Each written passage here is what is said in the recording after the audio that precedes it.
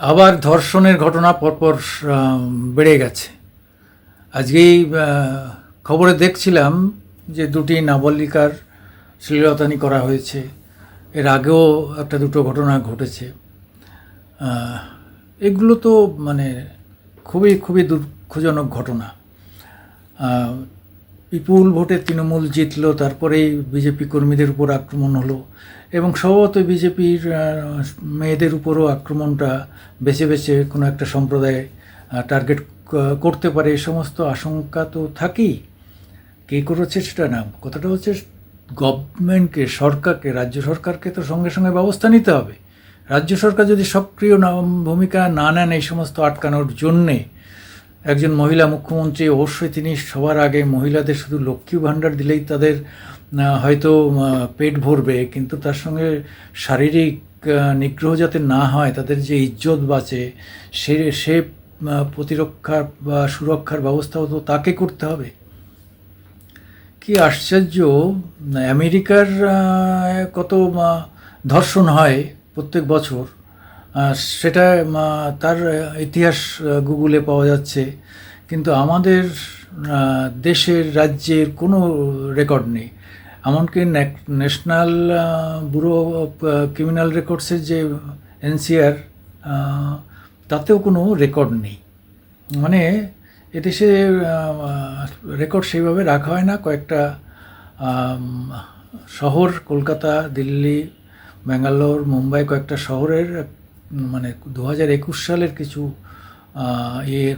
দেখা যাচ্ছে।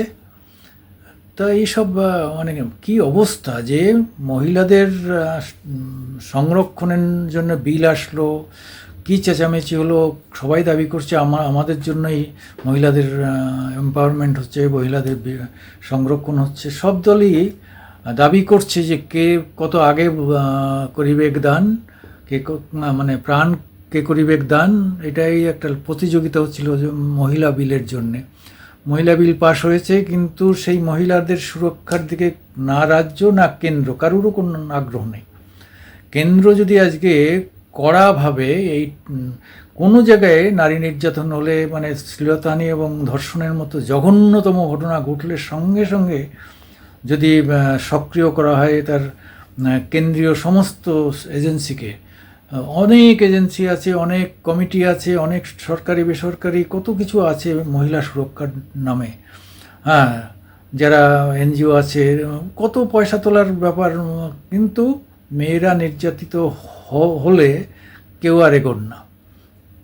আর নির্যাতিত হওয়ার পরে পুলিশ কি করে না করে, তারপরে 2-3 দিন পরে তারপরে এক এক করে বিবৃতি দিতে শুরু করেন, কারণ তার আগে তারা ভয় পান যে পুলিশের বিরুদ্ধে বললেই আবার পুলিশ আমাদের ধরে নিয়ে জেলে ঢুকিয়ে দেবে।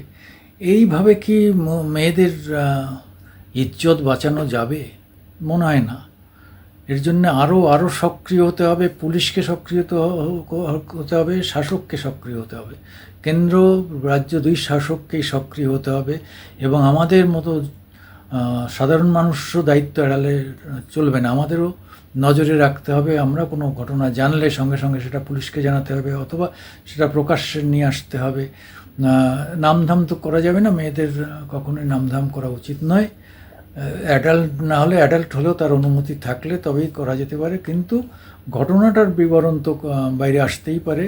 এটা অবিলম্বে না করলে, এই যে যারা ধর্ষণ বা মেয়েদের ইজ্জত নেয় তারা এই আইনটা জানে, তারা জানে এই মেয়েরা প্রথমে বলতে চাইবে না, বাড়িতে যেও বলতে চাইবে না, লোকলজ্জার ভয়ে তো পরে বিয়ে হবে না, আবার পাড়ার লোকও জানতে পারবে না, তারাও সাহায্যে এগিয়ে আসবে না। বিভিন্ন রকম আমাদের যে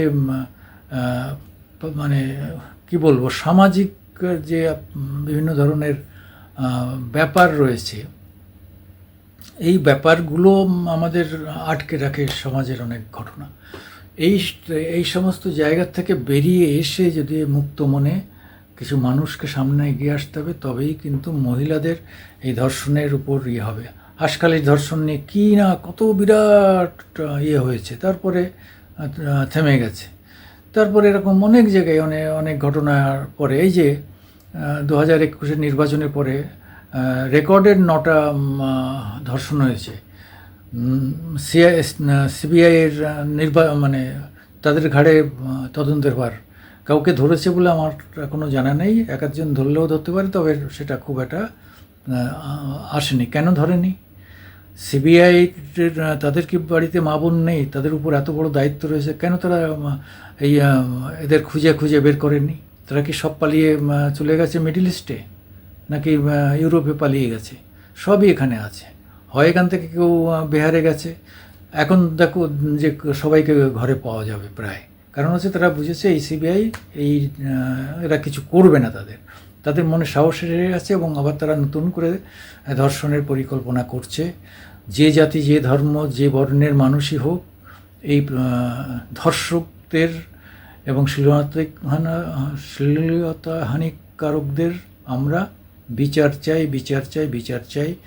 মামাটি মানুষ ইউটিউব থেকে আপনাদের একটু সাপোর্ট চাইছি। লাইক দেবেন, শেয়ার করবেন। নমস্কার।